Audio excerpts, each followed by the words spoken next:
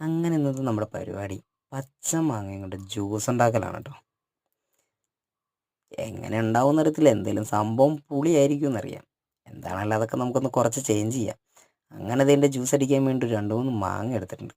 മാങ്ങ എടുത്ത് കഴുകി നല്ല വൃത്തിയാക്കി, സംഭവം വൃത്തിയാക്കി. ഒരു മാങ്ങയുടെ രണ്ട് തല മാത്രമേ എടുത്തുള്ളൂ കേട്ടോ. അപ്പുറം ഇപ്പുറം സൈഡ് മാത്രം എടുത്തു.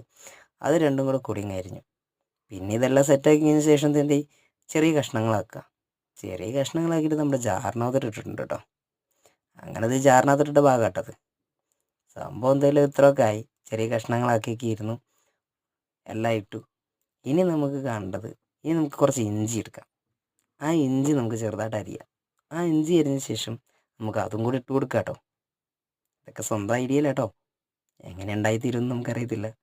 എന്തായാലും നമ്മുടെ വയറിന് ദോഷമൊന്നും ഉണ്ടാകാത്ത രീതിയിൽ നമ്മൾ ചെയ്തേക്കണം കേട്ടോ. അങ്ങനെ നമ്മൾ ഇഞ്ചിയും കൂടെ ആഡ് ചെയ്ത് കൊടുത്തിട്ടുണ്ട്. ഇനി ഇതേ പ്രകൃതി ഭംഗിക്ക് ആസ്വദിച്ചിട്ട് ഇടയ്ക്ക് എന്നാൽ പിന്നെ ഓർത്തിരുന്ന് 2 ഏലക്കയും കൂടെ ഇട്ടേക്കാമെന്ന് വിചാരിച്ചു. ഓക്കെ, എന്നാൽ ഏലക്കയും കൂടെ ഇട്ടു. പിന്നെ വേണ്ടത്ര ആവശ്യത്തിനനുസരിച്ച് മധുരം കൂടെ ചേർത്ത് കൊടുത്തേക്ക് കേട്ടോ.